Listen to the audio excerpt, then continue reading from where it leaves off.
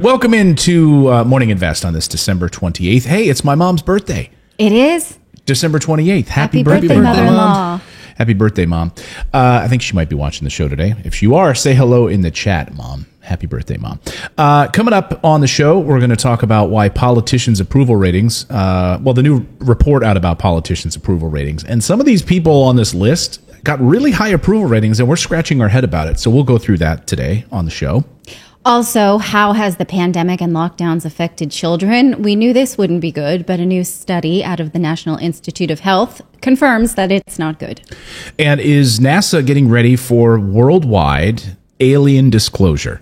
I mean, it's about time. We all know that they've been working on this for many, many years and downed UFOs, but now they're hiring theologians to prepare all of us for what this world will be like once we realize that we are not alone. All of that and more as Morning Invest starts right now.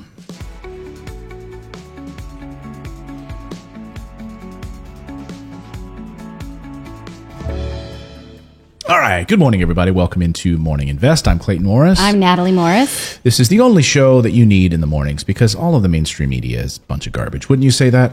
I would say that, and we're going to tell you how we're not alone in feeling that way later in the show, why people are ditching media. We'll get to that.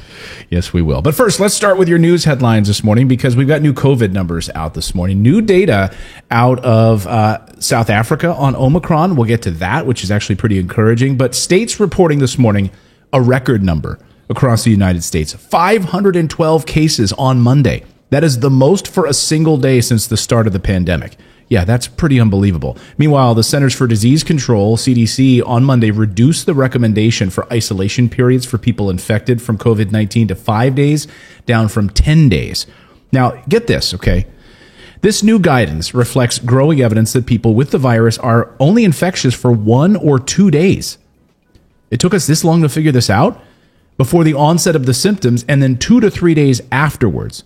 So then we're having these people in lockdowns for 10 days? Or maybe they took this long to listen to us or actual data. I mean, 2 days, that's it? There's people that have known this for a long time. Yeah, I mean, think about when we were how long were we under lockdown once we had the kids?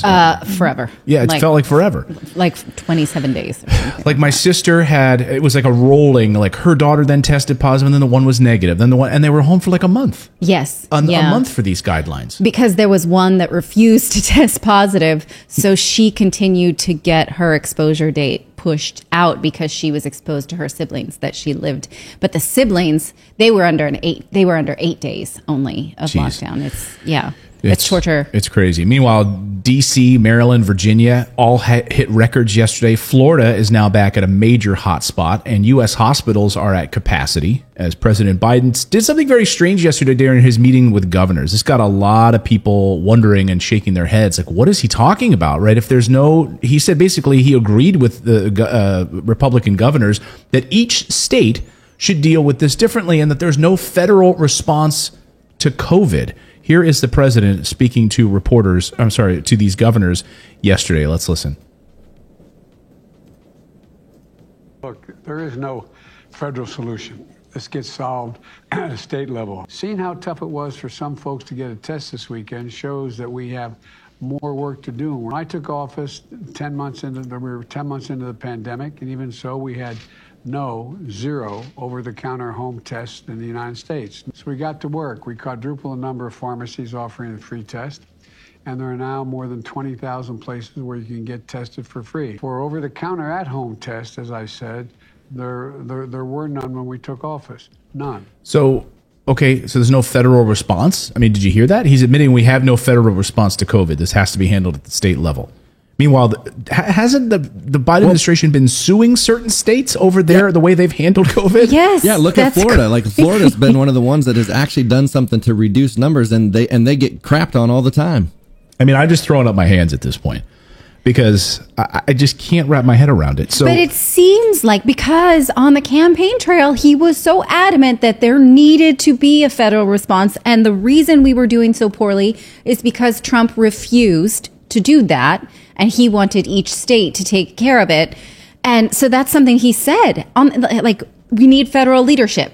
Right. He said those words. We need leadership. Yeah, exactly. He said and those during debates. And now he's like, well, now that it's to me, it's like... Actually, yeah, but are we surprised? He's done that with everything. No, and Dr. Fauci admitting yesterday that the administration has failed to distribute enough home COVID vaccine tests as Omicron cases spike 41% overnight and lines form at testing sites. But if this is the case, if there is no federal response, let's take that as true for 1 second. Let's pretend we believe that. Then you must close all state borders. If every state has to deal with it by itself, well, then by who? Every state should be... The state should do that? Then each state should, each man for himself, if that's what it's got to be, right? So then again, this comes back to this idea of like civil war in the United States. Like, yeah. Should we just be 50 different countries? What do they consider the federal mandates then, though? Right, that's the thing, response. right? Yeah. I mean, that was going to be my next point here, which is that, so he says there's no federal, this can't be handled at the federal level, and yet the federal response to COVID is there because he's had, federal vaccine mandates.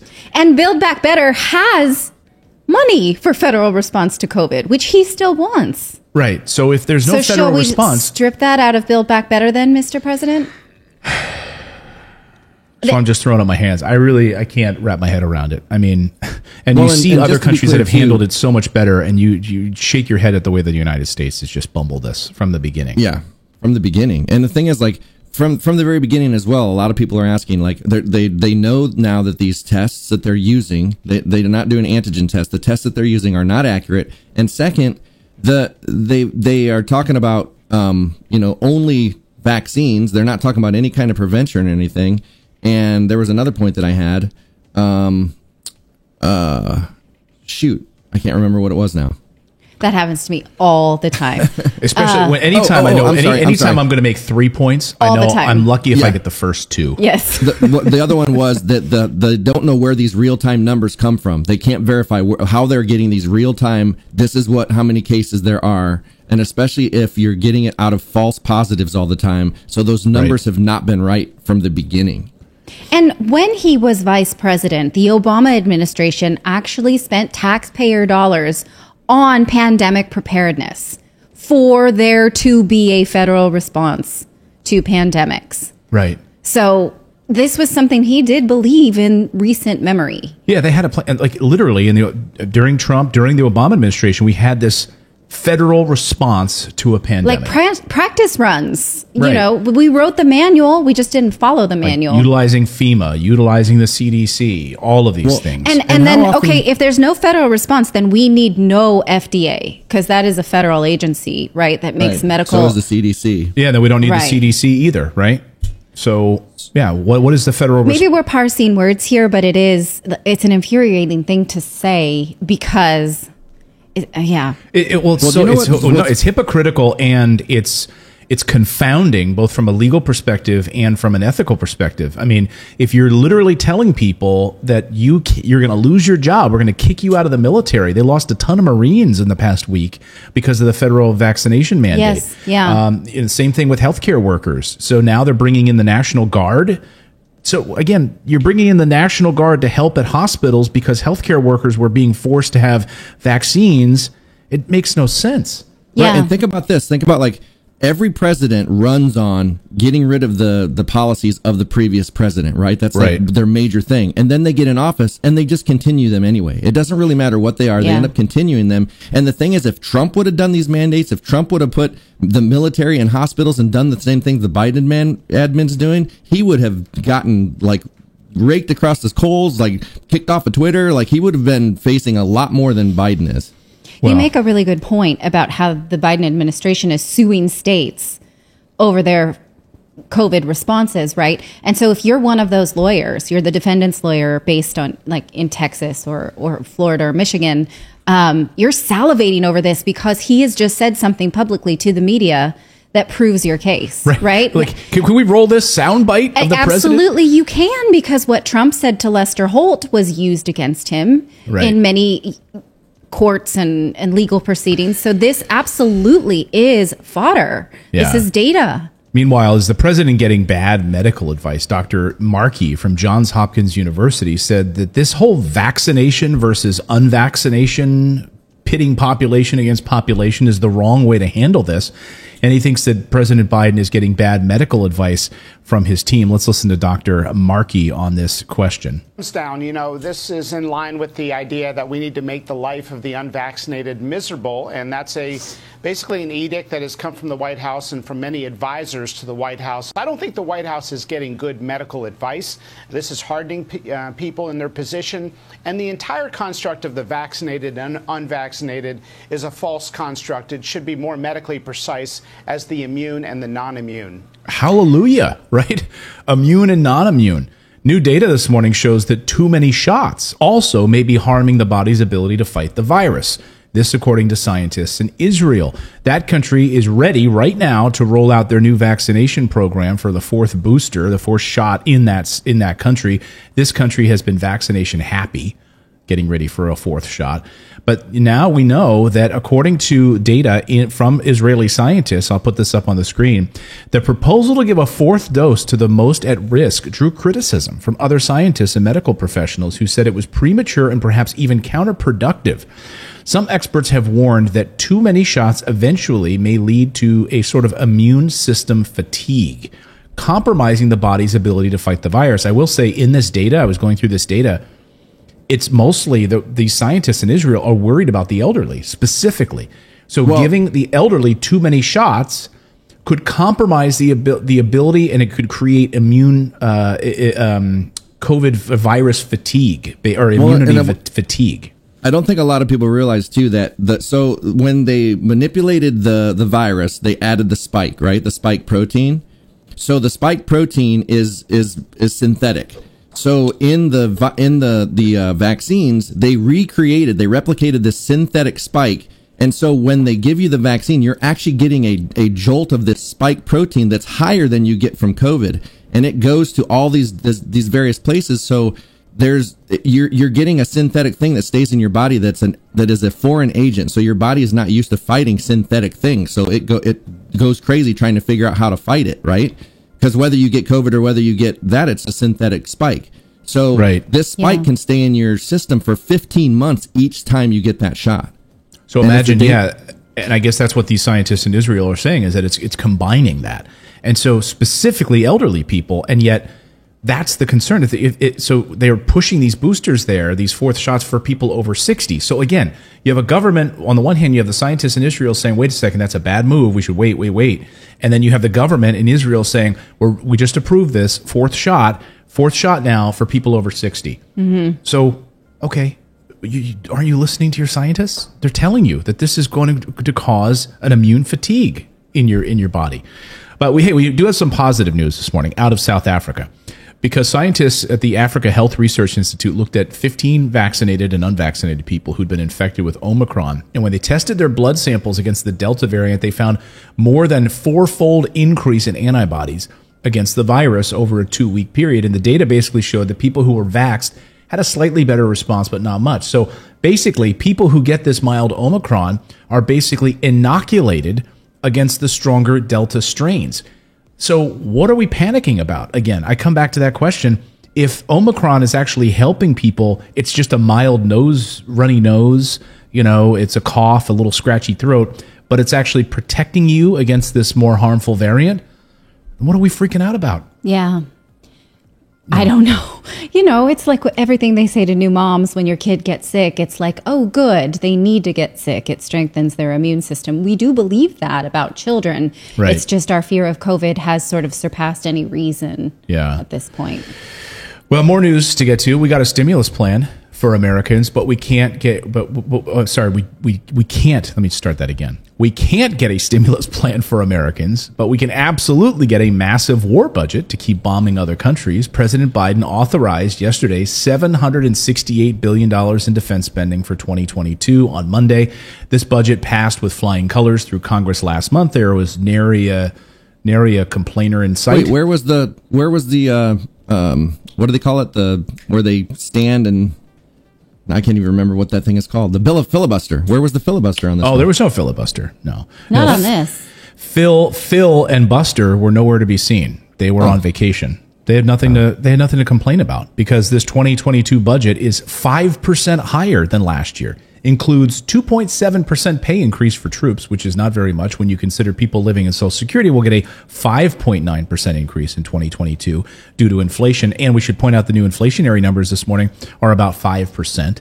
So, okay, it doesn't. So that's no raise at all, really. That's no raise at all. And Biden asked for a certain amount, and they just threw up more on top of it. They just $24 billion more. Yeah. He asked for specifically in the 750s, and Congress gave him $24 billion more. Just there you go. Yeah, we can't get a stimulus. They can't figure this out. And, Natalie brought up the point in the newsletter this morning, why is the spending package so big, but the military personnel get so little? So they can buy as many bombs as they want. But, they said it's to prepare for China and Russia. Right.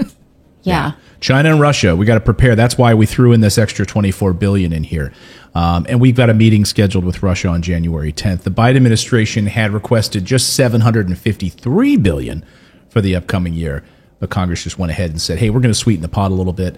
We're going to throw this money on top of you, another $24 billion on top. No problem here. The U.S. has the largest military budget on the planet, more than triple that of China, the second largest military spender. So, I always thought of our money.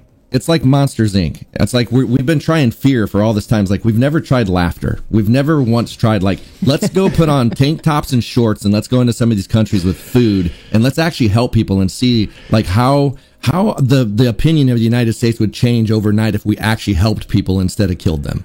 We should have the dude from Big Lebowski, have him roll in, hey, it's the dude here. Don't send Walter with him. I'm from America. America. I'm here to help. Instead, we got the nihilists. Yeah. Send the nihilist, but don't send Walter with him because Walter will cause a war because his friends didn't die face down in the muck for nothing. Yeah, exactly. Hey, an update now on the Ghislaine Maxwell trial. Ghislaine. We're gonna call her G-Max. G-Max from now on. G-Max, Epstein's right-hand woman. Looks like the jury in the Ghislaine Maxwell trial G-Max is not close to reaching a verdict. According to court watchers, the jury is nowhere near being ready for a verdict, and they are diving deeper into the word enticement. Do you guys know what enticement means? They asked for the judge to define what this word meant to them and what exactly it means, because she would be charged with enticement. So that they better figure this out. I love that they literally have to ask the judge for their exact definition of this. Enticement actually means something used to attract or tempt someone, like a lure, like when you're enticing a fish. Kind of like the propaganda that we get every day from the government? Yeah, that's an enticement. Enticement to believe or pay taxes. The jurors also asked for, get this, a multicolored sticky note pile and a whiteboard, along with transcripts of some trial testimony. Anytime you ask for a whiteboard and sticky notes, you know things are going to take a while. Meanwhile, the judge in the trial has told the jury to prepare to stay late tonight until a verdict is reached. This budget does not, the judge does not want this dragging on for another day, so he's telling them prepare to stay late tonight. This thing, if they're asking for a whiteboard and sticky notes, this thing is going to go on and on and on. Yeah. So there's a look at your news headlines this morning. I got just really quick, how big were the sticky notes? The full size ones or the small size ones? Because I think if they're small, it's going to take a lot longer. Definitely. Probably the small ones. And the court, they have no money. They're looking around. They're we don't even have sticky notes. We don't even have a whiteboard. Someone's got to go down to Staples and buy this kind of stuff. This is what they're dealing with right now. All right, we're going to get to more news here in a moment. We're going to tell you about what's happening with politicians and children under the COVID lockdown. But I want to tell you about our first show sponsor, our friends at Hone Health. Now, have you been feeling tired? Have you been feeling any kind of rundown? Well, it may be hormonal. Not just the holidays getting to you. It may be more than all of that. And, if you have no energy to make it through the day, you're having a hard time putting on any muscle mass at all, maybe your libido is not what it used to be, well, your hormones could be to blame. And here's what's so interesting about Hone Health. Hone Health is an easy-to-use at-home assessment test where you can learn your testosterone levels. And for a limited time only, listeners get the at-home testing for a doctor consultation for only $45. I'll tell you more how you can get that in a second. But did you know that testosterone levels have decreased substantially over generations? Our father's generation had testosterone levels that were 25% higher than ours today. And the thing is, it's not our fault. There's so many factors like environmental changes. There are 30 million men in the United States that have low testosterone. that's affecting their daily lives. And Hone Health can help you figure this out. Testosterone is more than just a sex hormone. It affects energy levels, muscle mass, focus, overall mood. And Hone helps men get testing and treatment for low testosterone from the comfort of your own home. They have an easy process. They collect a sample, you mail it into the lab. Once the results are ready, you'll video chat with a real doctor. The doctor will recommend a personalized treatment plan based on your biomarkers and your symptoms. Treatment includes FDA-approved medication delivered straight to your door. I'm not a medical expert. I'm not a medical expert at all. Hone Health is, and they will be there with you every step of the way. So, how to get this right now for only $45? Go to honehealth.com/invest to take advantage now. That's Hone, H-O-N-E, health.com/invest to get the at-home testing and doctor consultation for only $45. You see it right there on your screen. Go to honehealth.com/invest to take advantage now and to learn about your testosterone levels and take advantage of this great discount. So our thanks to them for supporting the show.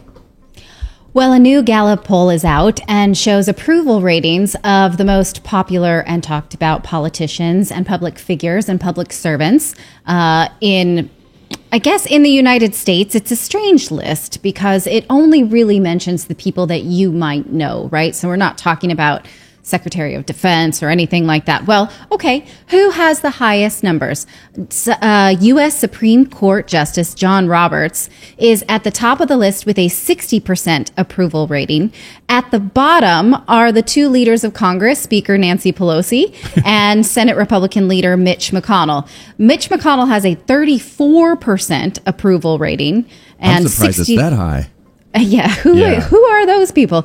Really Nancy like Pelosi has a 40% approval rating. What? These are all donors who have contributed to this poll. And only slightly above those numbers is President Joe Biden at 43%. So those are pretty low numbers. Yeah, sorry. But topping the list, the top three are, like I mentioned, Justice John Roberts, Federal Reserve Chair Jerome Powell. That one has me scratching my head. I don't know, maybe they're asking people who just kind of know the names and general media bent about them, right? Yeah. Like, are these people actually studying the jobs? And then number three is Dr. Anthony Fauci, director of the National Institute of Allergy and Infectious Disease. Wow. So people like him. Dr. Fauci, because they did such a big PR campaign for him, like back in the day, you know. They even got a documentary out of him, you know, on Disney. He's got a children's book, and so people seem to. 47%. I mean, but that's not necessarily a high approval rating. That's right along the middle. Wait, what is the number? 52% approve, 47% disapprove. 52. That's still half the country in this poll say that Dr. Fauci is okay. But if you think about the amount of people who are thinking critically in this moment, that's pretty low, right? So people are only answering based on their own conviction bias. So what media do they consume? What headlines do they see? Exactly. Who's on their social media? They're not actually thinking like, oh, let me read a book or do some research about, this in a contextual way. Contextual thinking is... If they watch the mainstream media, then Fauci is still highly regarded and held as like a hero. He gets a lot of airtime too, though. Yeah. I think that's he's on TV every day. I mean, literally, this was propagandist. This was yesterday. I mean, he was on CNN yesterday. On Sunday, he was on the Sunday shows. I mean, he was on CNN yesterday talking about cases and spewing some craziness. By the way, I mean, like, this is like what he said yesterday in the face of this new data. Let's listen to what he said. This is exactly why I'm scratching my head about this. The other thing that's going on there, as you probably know, is that it looks like the degree of severity of the disease is considerably less than they experienced with Delta. We're seeing inklings of that now in the United States, the UK. Okay, so you heard him, right? Omicron, very, very, very mild, not a big deal, not a big deal. And then he, in the same breath, is also seeing that. So I do hope that we do have the net effect is a diminution in the degree of severity, but the sheer volume of cases that we're seeing now, yesterday we had 214,000 cases. Even with a diminution in severity, we still could have a surge on hospitals, particularly among the unvaccinated, which they... Again, flying in the face of your own data, your own research, what the administration has been saying, what we're seeing from scientists across the board, what we just did in our whole top segment here this morning. Again, you say one thing and then you're saying the exact opposite in the same breath. That was the point. You say one thing and use it in order to come to a different conclusion that serves the government. Right. Well, and there were other scientists that they had on the board to talk to Fauci and the administration, and these people showed up with data, showed up with facts and all this other stuff, but they never wanted to hear it, and finally got rid of those people that actually were coming in with information. So what data are they even looking at? If they didn't want to see these people's data of actual numbers, they're just inflating everything. Conflating. Well, I think we shouldn't. I'm a scientist. Yeah, don't question me. I don't think we should put too much stock into this Gallup poll because most of them are split down the board. The only really polarized people here who either have extremely good or extremely bad are the two leaders of Congress and Supreme Court Justice John Roberts. That one, I'm not sure why people like him so much, why he's I always question these polls anyway, because it's like we don't see the questions, we don't see the demographic, we don't see who they actually polled. Like we don't know. Are they still calling people with phones? You know what I mean? No, they do give a methodology. They always do in a Gallup poll, and they'll tell you, so I don't think, I think because they're all so split down the middle, we can kind of surmise that this is just this is not a result of deep thought. It's just someone calls you, you give him a ranking. Do we have Manchin? What was his approval? Was Manchin's not on here, but House Leader Kevin McCarthy is. Kamala Harris has 44%, which is higher than the president by only 1 point. Attorney General Merrick Garland at 49%, same as Secretary of State Antony Blinken, excuse me. It's because no one knows who he is. Antony. The Secretary of State? Yeah. We will once we start to use all that military money. I guess when we have our meetings with Russia, then maybe we'll actually have some Antony Blinken headlines to talk about. People know who he is. Most people don't even know who the Vice President of the United States is. So, yeah, I don't know. All right, we've got more news to get to. I want to talk about this story. Look, we all had an idea that this was going to be bad, going under lockdown, how this was going to affect our children. These restrictions. We've reported here on the show for many, many months how difficult this was, especially for underprivileged children who didn't have any access to internet. 12 million Americans, 12 million children who just didn't have any access to internet. They had to get in their cars. They had to drive to a parking lot of a school district, sit in the car and they would put Wi-Fi hotspots inside of a bus. And they would sit in the car while the parents just ran the engine to keep them heated in the car. And they would sit there and use the Wi-Fi hotspot from the bus in the parking lot of the school. Like that's got to be great for learning. Well, we have a new report out this morning that the nation's recent lockdown policies and mask mandates created a generation of children who exhibit lower IQs and signs of social brain damage, according to a clinical psychiatrist for children and adolescents, and this new study out of Brown University. So the study was actually sponsored by the National Institute of Health and showed that children, very young children born during the pandemic who were either in utero during the early stages of the pandemic or are in preschool at this moment, do show levels of cognitive decline, lower vocabulary skills, and lower cognitive functioning due to, so many factors. We could just start listing them right now, and that would take up the whole rest of the show. It does, though, show that boys are more predisposed to this amount of stress and the cognitive decline.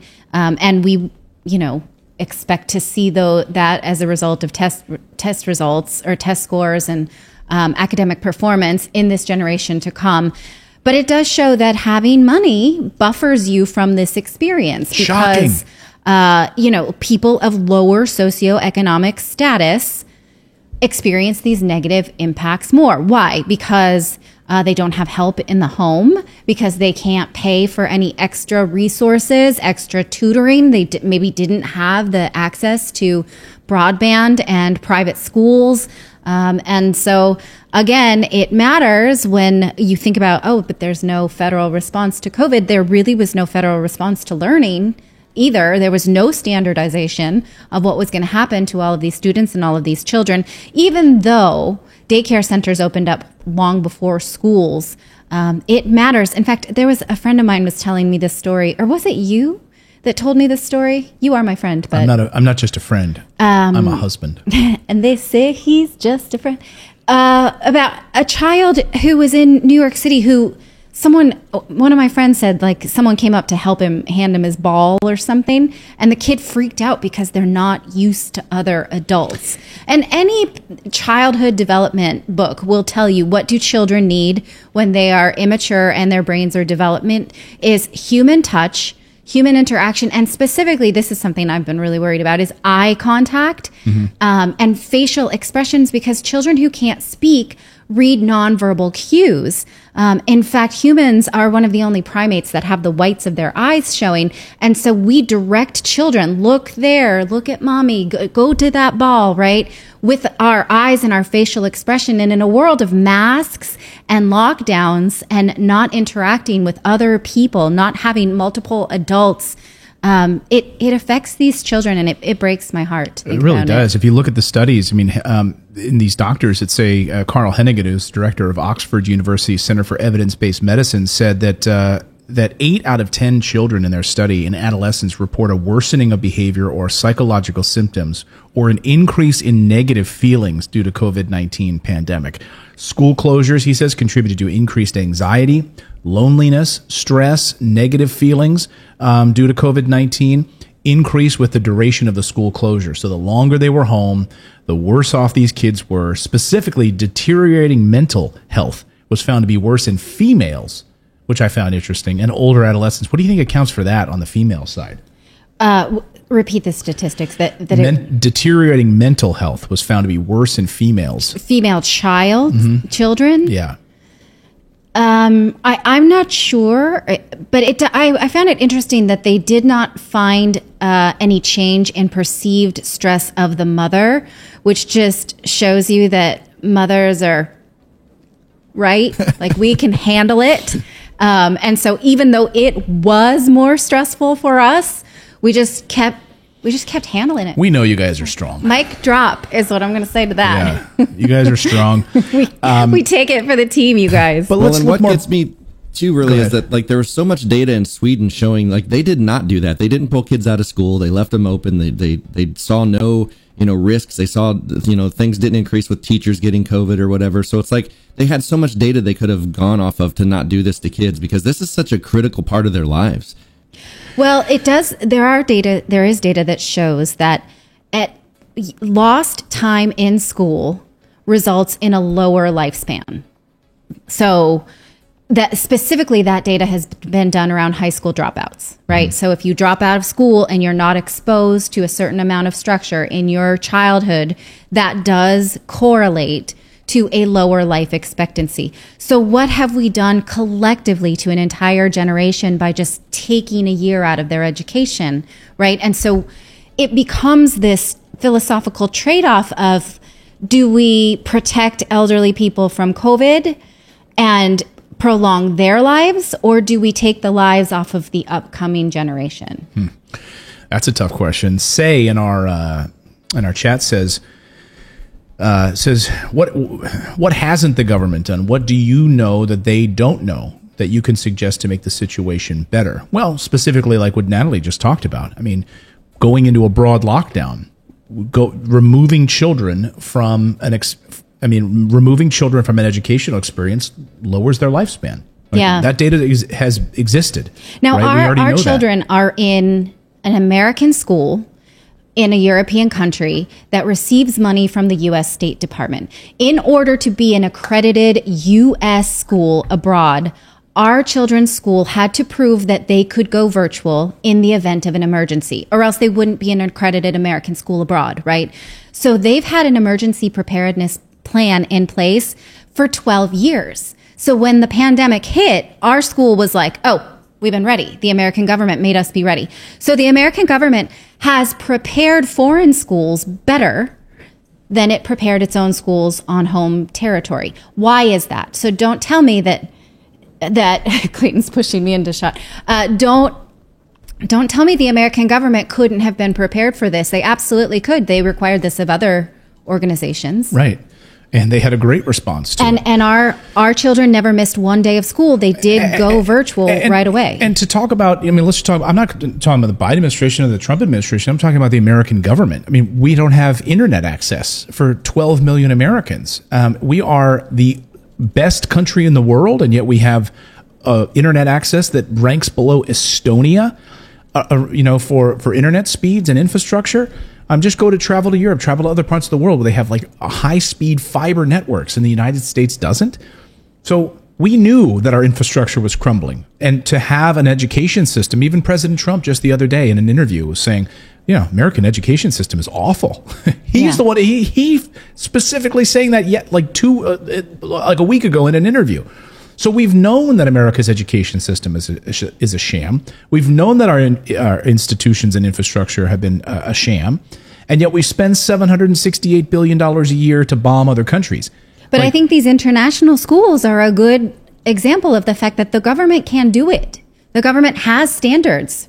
They have educational standards and emergency plans for American schools abroad, but why not do that on our own soil? So embassy children can get a great, access to education in other parts of the world, but they can't in the United States. It's amazing you have to go abroad to get good American school education. You don't get it at home. That's sad. Yeah. Really, really sad. So again, and I just want to wrap this story up with, kids under COVID and being under lockdown. As of December 27th, yesterday, the Biden administration is recommending that children too young to be vaccinated should be surrounded by vaccinated people and masked in public indoor spaces, including schools, according to COVID Plan on the White House website that I've researched this morning. For those adolescents aged 12 and above who are eligible for vaccination, the most important step parents can take is to get them vaccinated, according to the White House website. As of December 27th, the website says that over half of the nation's adolescents have been vaccinated. So again, masking, if you're not vaccinated, then you're going to, keep you separated. And have you ever seen those, absolutely hurting children? Have you ever seen those horrible videos of parents trying to hold masks on a plane on their 2-year-old kids? Oh, it's awful. It's horrendous. Yeah. Yeah, they're crying and come on. And we know the effects of this on children is negligible at best. I mean, when our 3-year-old wore masks when the pandemic, she's 5 now, but when it first began, she would just chew on it. And then it was a whole soaked piece of saliva cloth. And I was like, that's not helping anybody. What you're doing right now, you're doing it wrong. So there are plenty of times because children in where we live 7 and under don't have to wear them. And I'm like, I'm not going to make you, why do that? Yeah. So it's crazy. And I think it will be interesting to keep an eye on this generation because we owe them big time, Yeah. We have to make up for it in their lives at some point, and I don't know exactly how. No, I don't know when it's going to happen. All right. We have more news to get to here on the show. We're going to talk about ditching the media and why so many people are turning off the tube. But first, you want to tell us about our friends over at Morris Invest? Or how about I do that? You want me to tell? I'll tell Sure. them. So Morris Invest, if you're interested in learning about real estate investing and getting started putting your money to work for you as a performing asset, head on over to we've got a special webinar that we're putting together where you can learn about real estate investing. It's about an hour of your time. We have a few spots left right now. I think we have about 62 spots left.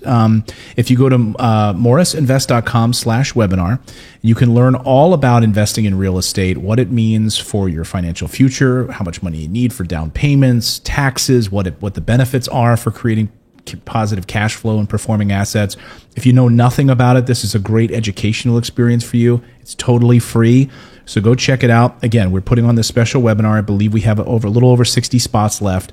Oh, no, now we're down 59. So people are already signing up. But if you want to go over to, here's the landing page. Again, right there on your screen, morrisinvest.com/webinar. Click on the Claim Your Spot button. And then we're going to jump online and I'm going to take you through all of the process of investing in real estate and what it looks like from the ground up, understanding the best markets in the country and all of those things. So go check it out. Go to morrisinvest.com/webinar. It's right there on your screen and claim your spot today. Oh, we got 57. So a bunch of you are already signing up. So that's good. We appreciate it very much. We appreciate it. All right. All right. Well, Americans are ditching their TV news in droves. The same trend applies to print media and print media subscriptions, digital news subscriptions. The numbers are shocking, but you have to juxtapose this with the fact that in 2020, when we had, a major pandemic, we had the Trump-Biden presidential election and all of the polarization that went along with that. We had an impeachment, maybe we forgot, and the start of did I say the start January of the pandemic? 6th riots? Well, that was in 2021, but still we can lump it in with that. That era. Yes, the era. So those things made news media ratings shoot through the roof. And since then, Americans have felt like, I need to turn it off, right? So look at some of these numbers. In 2021, primetime viewership dropped 38% at CNN, 34% at Fox News, and 25% at MSNBC. These numbers according to Nielsen, the rating company. The decline was steep, but still significant at broadcast TV. These are the ones that you don't need a cable subscription for. So specifically, ABC lost 12% viewers, 12% at ABC and CBS, and 14% for NBC's nightly news. Same trend, again, for New York Times subscriptions, Washington Post subscriptions. Media analysts are saying, this was to be expected. People were so wound up during this crazy news era of 2020 that they just felt like they needed to let it go. It was predictable.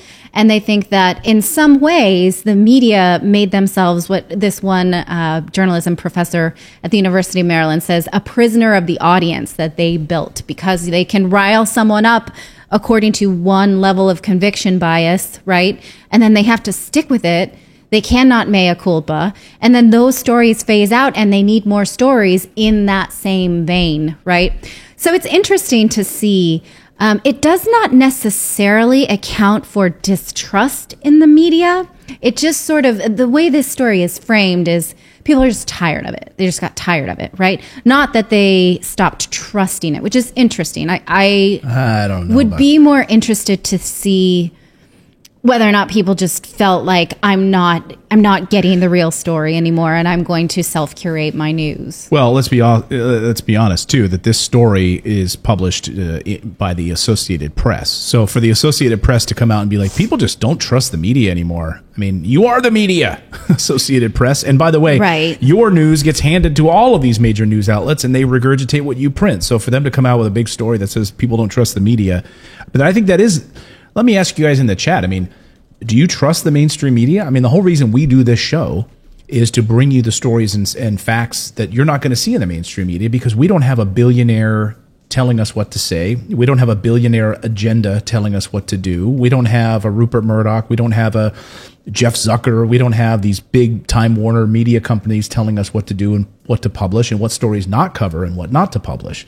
But we also have to suffer the same existential crisis of the fact that people were more prone to come to a show like this when they felt like they were constantly at threat of the Trump administration or COVID or what have you, the January 6th insurrection. And it has sort of settled down. And so we have to juxtapose our desire to have a large audience and a large engaged and meaningful audience, right? Not just bots, not just numbers. And also realize that we cannot just, we what's the saying? Catch flies with honey. We can't. You catch more flies with honey than you can vinegar. Right. We can't just rile people up in the same way that the media does for our own self-serving, interest.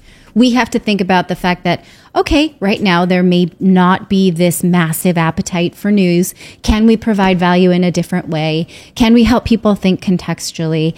And what we would like, specifically what we talk about is, how do we not make these mistakes, right? Having both come from the media. We both worked for these networks that are listed right here. Well, Say in the chat. You're cracking me up.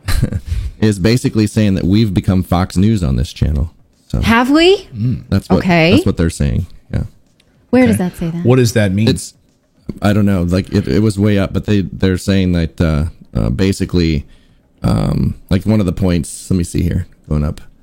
I'd be curious what he means by that, or she means by that. With all the pressure on Manchin and progressive issues, did he budge? If Biden then looks for a conservative to get half the price of the bill passed, Clayton and company would complain some more.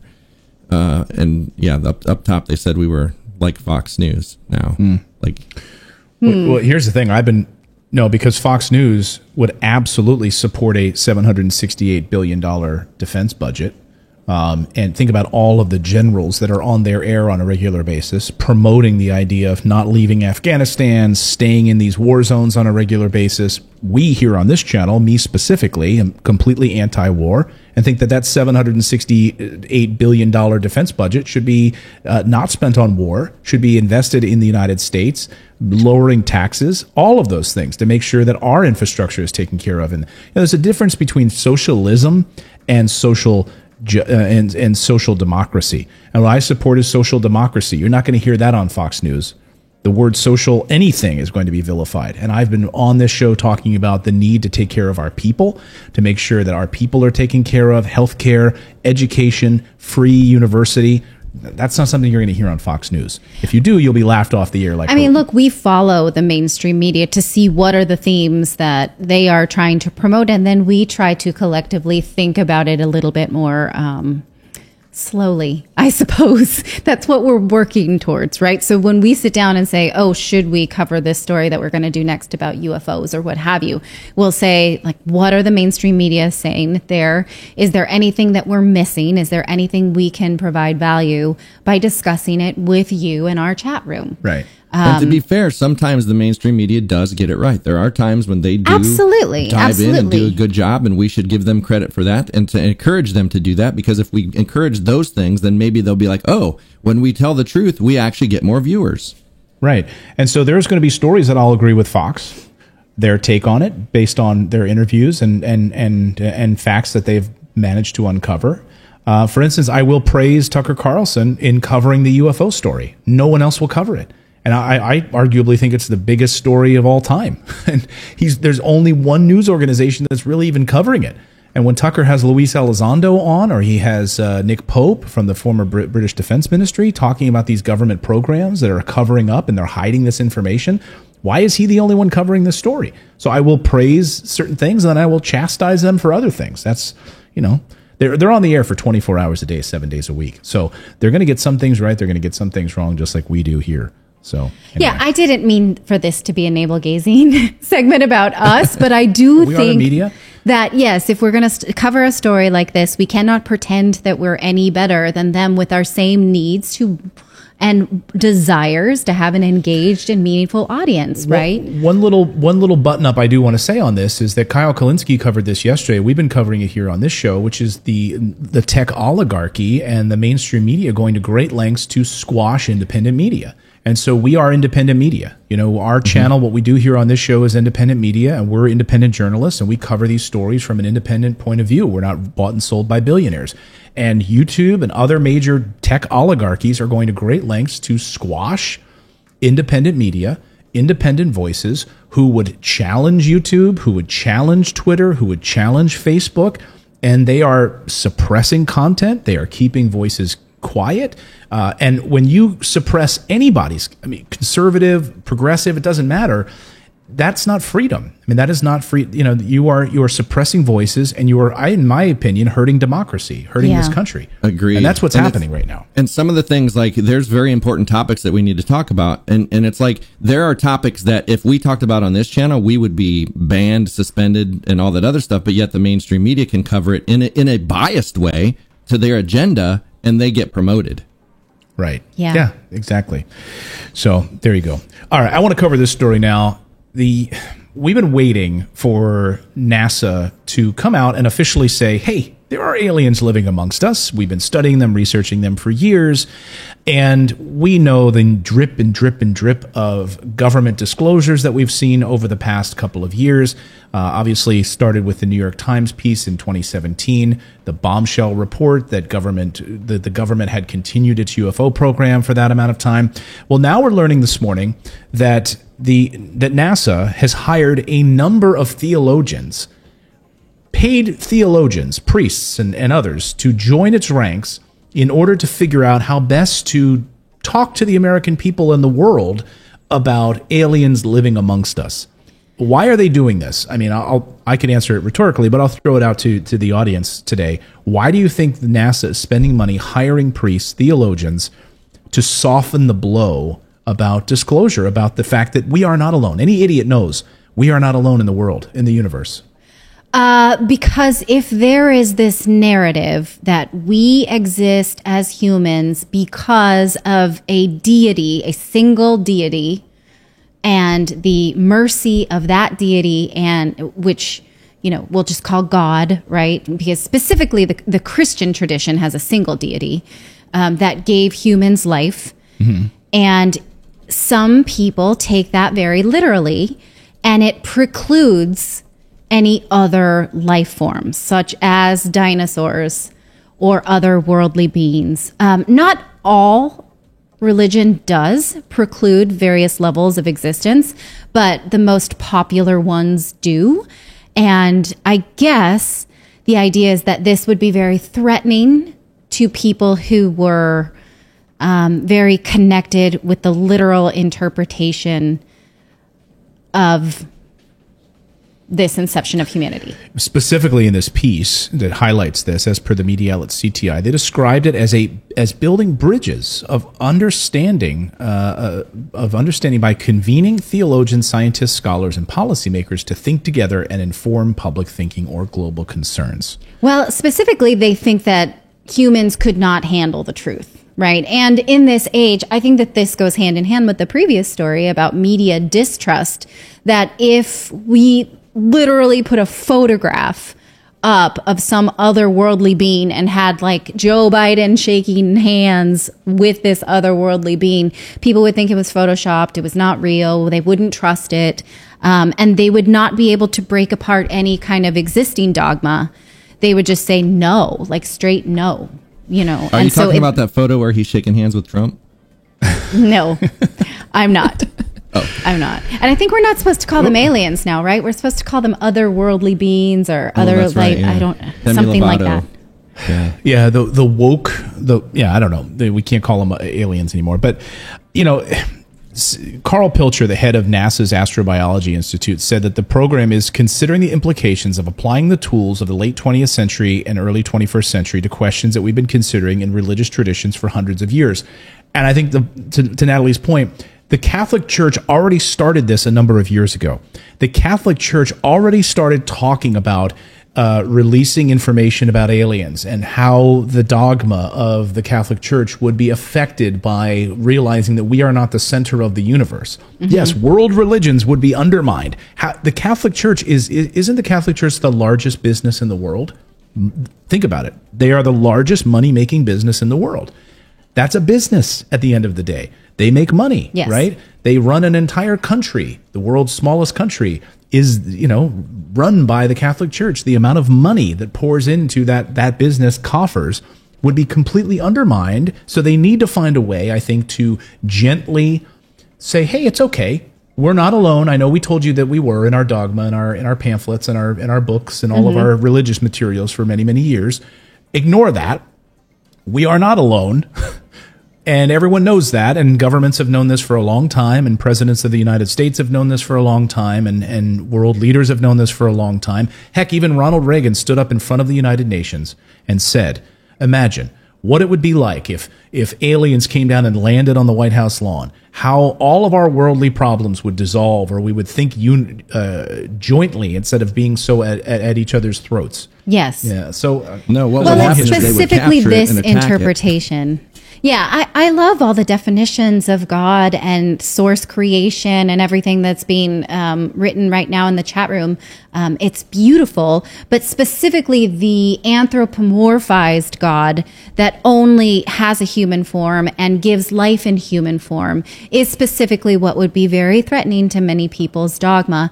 And it's just so interesting that they feel like there can be this sort of soft launch, like, let's warm them up for this. I, for one, have been warmed up for this for a long time. Because you've been married to me. I'm fine with it. I'm fine with we all watch Star Wars, and Star Trek. So come on, But let me just ask you. Here's the thing. Go ahead. This is never going to happen. We're all getting all bent out of shape about nothing, but in the secret depths of space, the Space Force is going to keep them from getting here anyway. The Space Force. With our tax dollars in that case. Yeah. That's why we gave ourselves such a raise for our defense budget. We should just point out that this, I'm just curious who in our chat, who watching right now actually thinks that we are it. Like we're alone in the universe. I mean, I can't think that's wrap such my a head naive around way to think.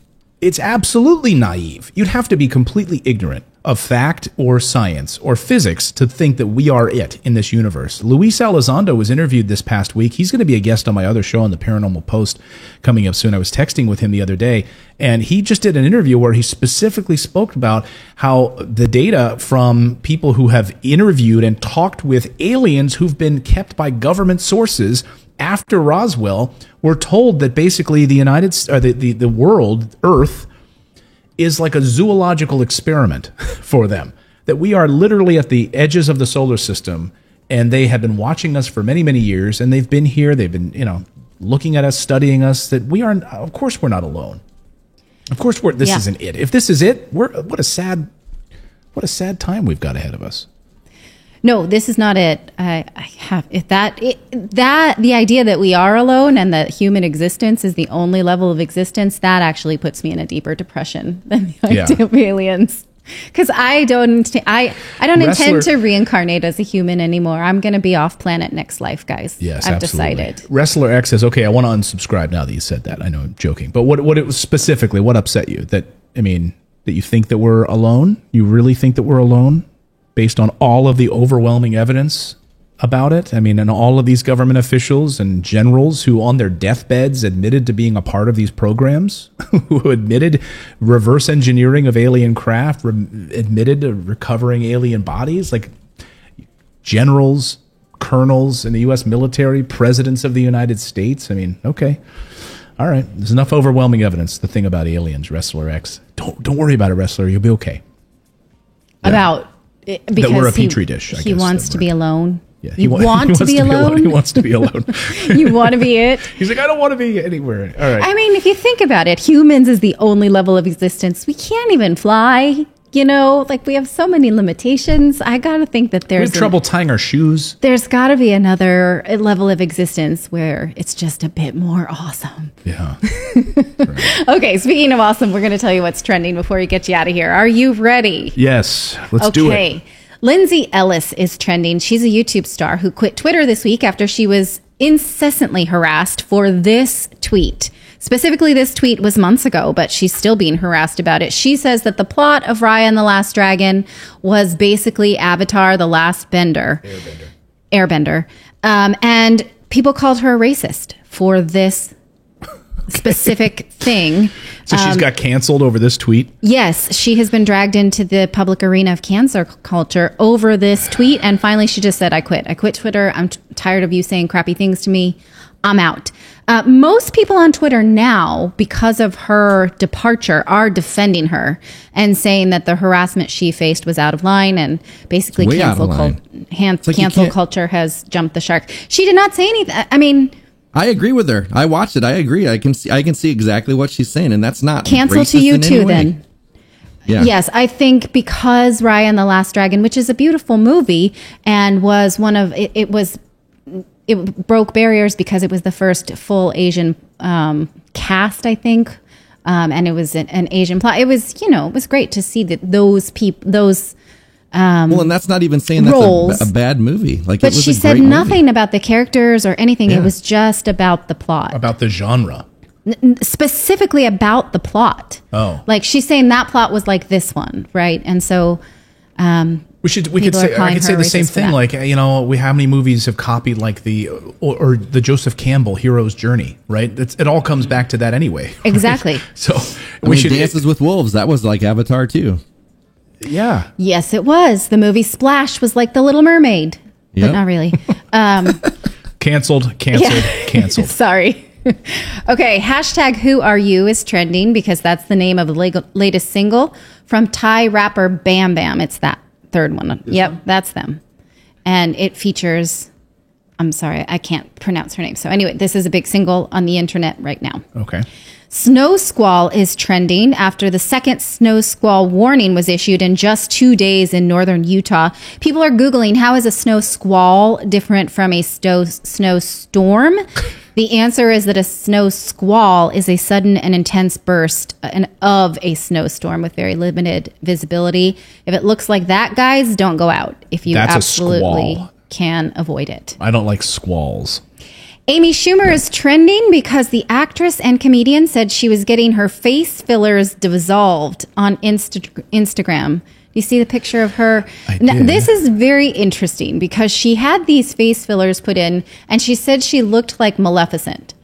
You know, the Angelina character where they put stuff in her face. And she's saying, you know what? I didn't like it. Turns out you can dissolve these because it's some kind of chemical that dissolves with this kind of chemical. And so she's undoing that.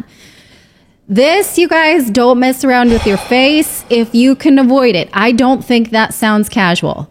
She's like, yeah, I can just dissolve it with this. I put a chemical in and I can dissolve it with this chemical. That's scary, but people are saying, oh, good for you for undoing that. I'm going to say good for those of us who are not doing that. Wait a minute. So she put face fillers in. Yes. To do what?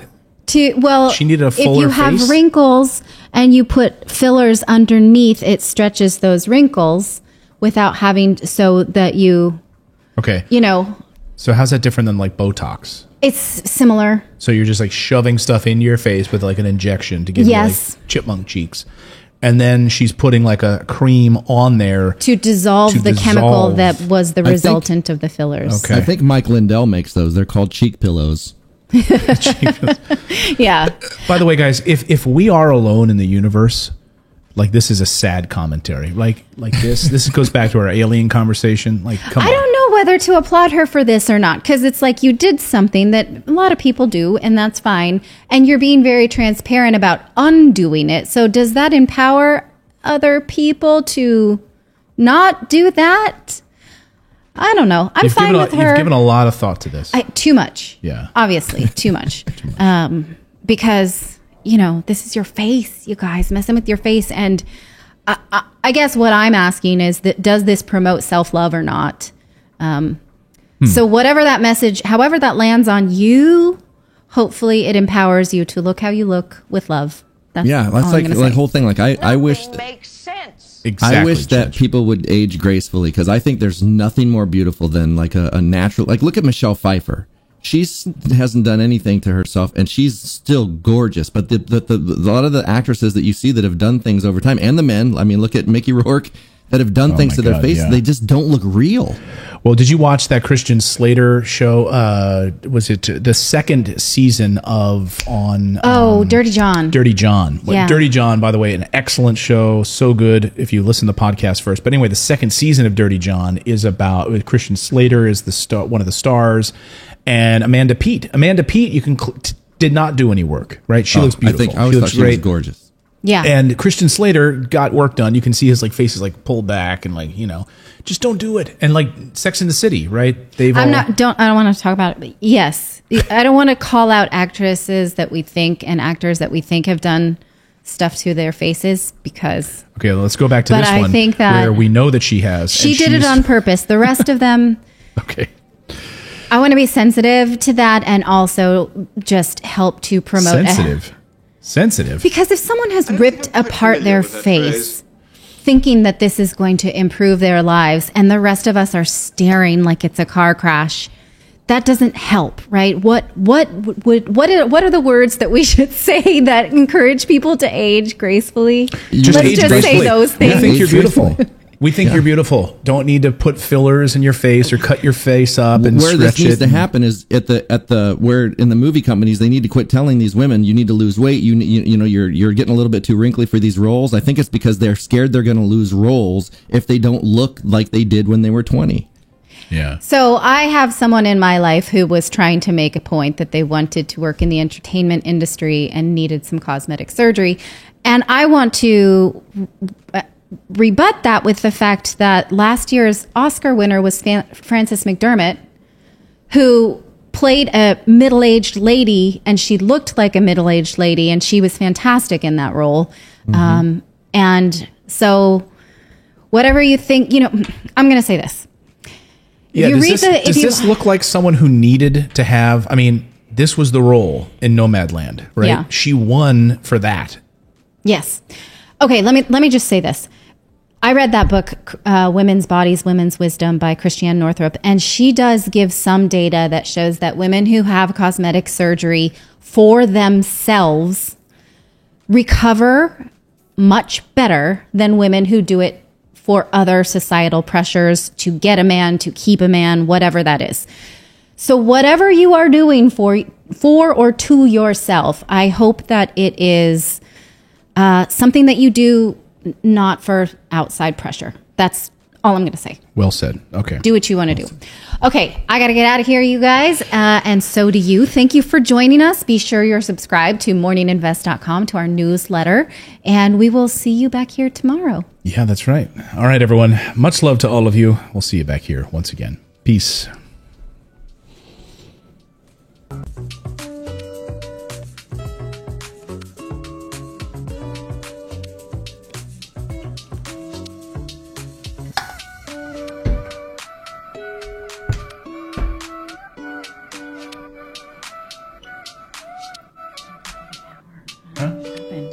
I had it plugged in.